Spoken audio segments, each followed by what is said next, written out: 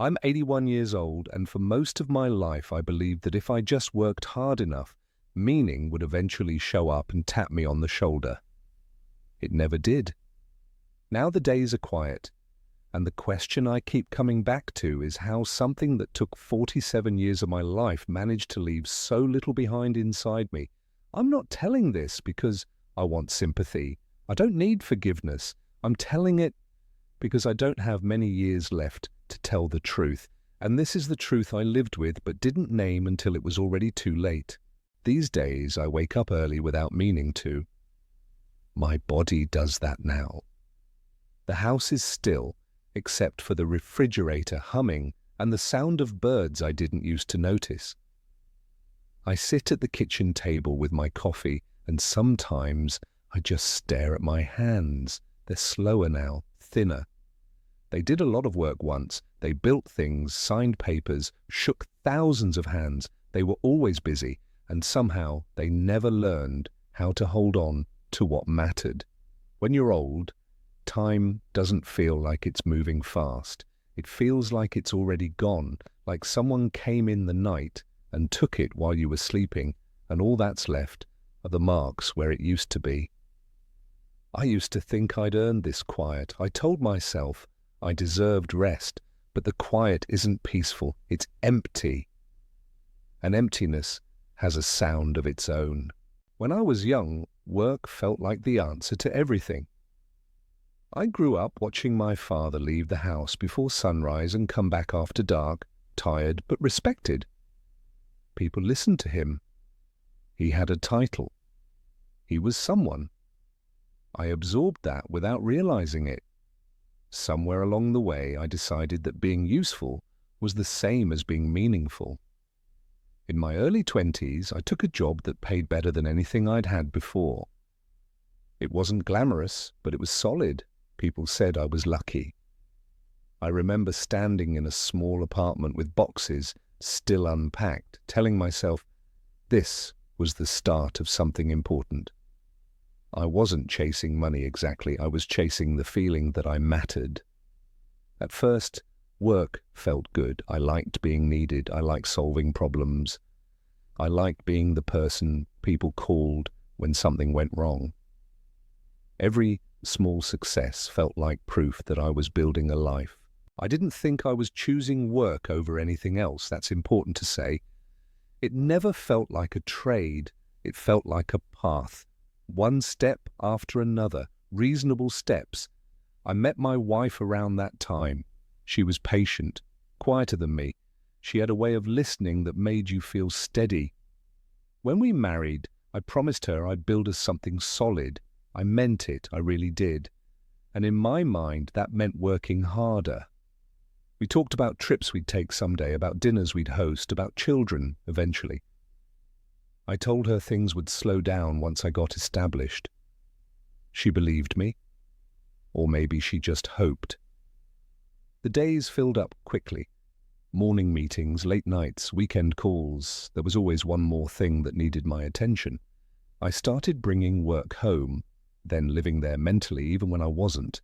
When our first child was born, I held him in the hospital room and felt something deep and unfamiliar. I remember thinking I'd never felt that kind of weight and lightness at the same time.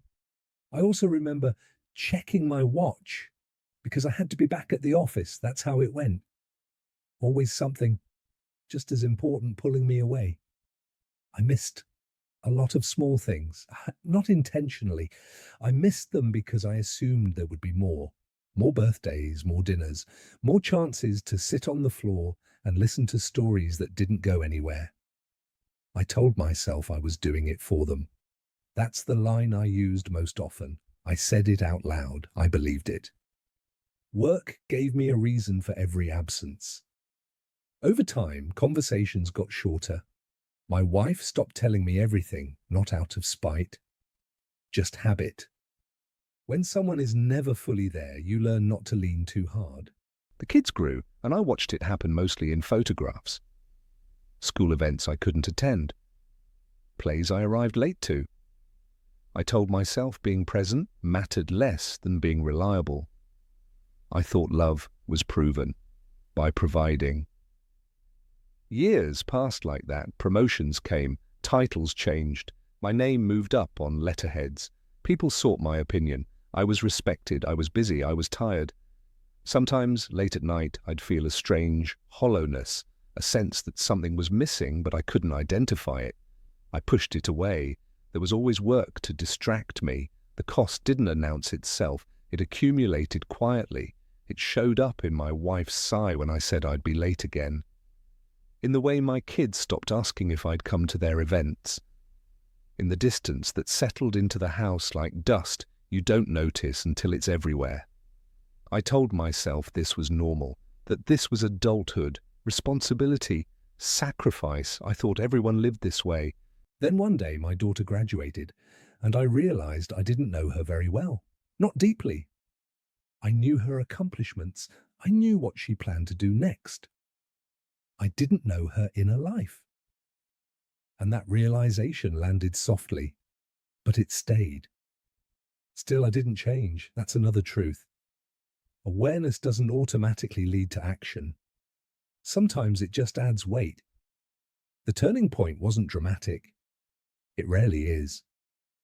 My wife got sick, not suddenly. Just enough to require tests, then more tests.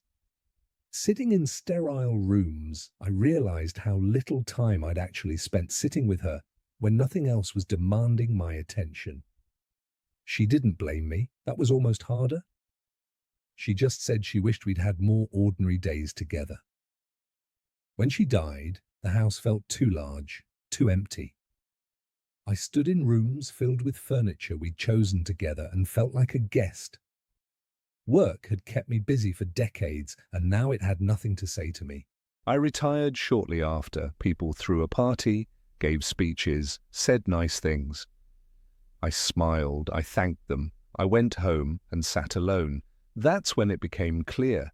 Work had taken up my time, my energy, my attention, but it had not given me meaning. It had given me structure, identity, distraction, not meaning. Meaning had been waiting in the places I kept postponing. I can't fix that now. My wife is gone. My children have their own lives, shaped in part by my absence. The years I spent chasing significance through productivity are finished. I can't relive them differently. That's a hard thing to sit with. Hey, some days I do better than others. If you're listening to this, I don't want to tell you what to do. I don't know your life. I only know mine. I wish I'd known that work is a poor substitute for presence. That being needed at the office doesn't fill the same space as being known at home. That meaning doesn't arrive later as a reward. It grows quietly in moments you have to show up for. I assumed there would always be more time. That assumption was the most expensive thing I ever believed. Now, my days are simple.